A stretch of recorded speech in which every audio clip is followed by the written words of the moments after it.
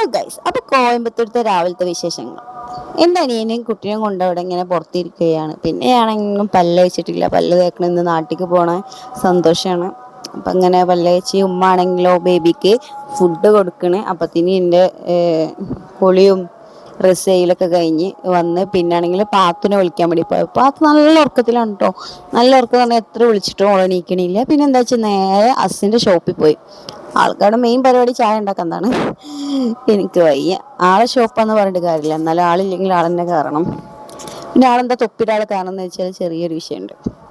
പിന്നെന്താന്ന് വെച്ചാല് ഈ ഞാൻ വലിയ ആട്ട് മുതലാളിയെ പോലെ ചായ കുടിക്കാതിരിക്കുക അങ്ങനെ എങ്ങനെയാന്ന് പറഞ്ഞ് അവരെ സൽക്കരിക്കണ പരിപാടിയാണ് കേട്ടോ. പിന്നെയാണെങ്കിൽ ഞാനവിടെ ഇരുന്നേ, എനിക്ക് കയ്യിലിങ്ങനെ സൽക്കരിക്കാനൊന്നും പറ്റില്ല എന്നിട്ട് ഞാനും ഉമ്മനോട് പറഞ്ഞു. അങ്ങനെ പാത്രത്തിനോട് ഞാൻ ചോദിച്ചു എന്താ വേണ്ടിയെന്ന് എനിക്ക് ചോദിച്ചു. അപ്പം ചായ ഒക്കെ എൻ്റെ ഹസ്ബൻഡ് കൊണ്ടു തന്നു. നമ്മൾ ചായ കുടിക്കുകയാണ് ഗ്യാസ്. ഞാൻ പിന്നെ കോഫിയെ കുടിക്കുള്ളൂ, ബാക്കിയുള്ള ആൾക്കാർക്കൊക്കെ ചായ. പിന്നെ ദുഹക്ക് ചെറുതായിട്ട് സങ്കടമുണ്ട് എന്ന് തോന്നുന്നു മുഖത്ത്. പിന്നെ ചായ ചായ എന്ന് വെച്ചാൽ അടിപൊളി കോഫി കേട്ടോ ഞാൻ കുടിച്ചേ.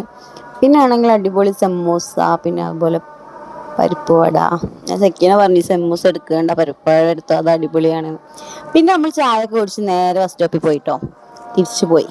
ബസ് സ്റ്റോപ്പിൽ ബസ് എത്തിക്കാണ്ടോ, അത് കഴിഞ്ഞ് നേരെ ബസ് വന്നിട്ടാണെങ്കിലോ തമിഴിൽ എഴുതി എന്താ ചെയ്യുക. നമ്മൾ ബസ് കയറി. ബസ്സിൽ കയറിയിരുന്നപ്പോൾ എങ്ങനെയാണോ ഒരാളോട് പെരുമാറുന്നത് സത്യം പറയാൻ എനിക്കറിയില്ല. തമിഴ് എന്താണെന്ന് പോലും എനിക്കറിയില്ല. അങ്ങനെ ബസ്സിൻ്റെ പൈസ കൊടുത്ത് നമ്മളിങ്ങനെ പോവുകയാണ് ഗായ്സ്.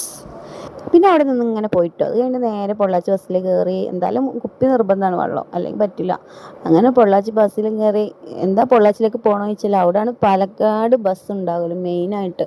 അപ്പോൾ അവിടേക്ക് നമ്മൾ പോവുകയാണ് കേട്ടോ ഗായ്സ്. അപ്പോൾ ഇവിടുത്തെ അടിപൊളി എന്ന് പറഞ്ഞാൽ അടിപൊളി സ്ഥലങ്ങളൊക്കെ നിങ്ങൾക്ക് പരിചയപ്പെടാനുണ്ട്. കാരണം നിങ്ങളിവിടെ വന്ന് നോക്കണം, അപ്പോൾ നിങ്ങൾക്ക് ഇതിനെ പറ്റി അറിയുള്ളൂ.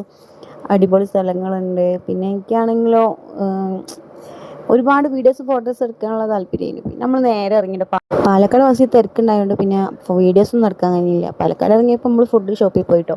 എന്താ വെച്ചാൽ അവിടെ അടിപൊളി നല്ല നാടൻ ചോറുണ്ട്.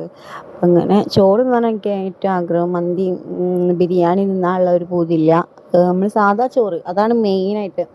അങ്ങനെ ദുഹനെ കുറേ നേരം കളിപ്പിച്ച് പിന്നെ എന്തായാലും ഫുഡ് വരുന്ന വരെ വെയിറ്റ് ചെയ്യണമല്ലോ. അങ്ങനെ കുറേ നേരം കളിപ്പിച്ച് ദുഹാണെങ്കിൽ നല്ല സന്തോഷത്തിലാണ്. പിന്നെ ഫുഡ് റെഡിയായി, ഫുഡ് വന്നു, അതിൻ്റെ ഒരു സന്തോഷം വേറെ. അങ്ങനെ ഫുഡ് വന്ന് ഒരുപാട് വെറൈറ്റി സംഭവങ്ങളുണ്ട് കേട്ടോ. നമ്മളൊക്കെ പുറത്തടിക്കാൻ പോവുകയാണെങ്കിൽ എന്തെങ്കിലും ചമ്മന്തിയോ അല്ലെങ്കിൽ പേരിയോ അങ്ങനെ എന്തെങ്കിലും രണ്ട് സാധനം. ഇത് ഒരുപാട് ഇതുണ്ട് കേട്ടോ. സദ്യ എന്ന് പറയുമ്പോൾ അങ്ങനെ ആണ്.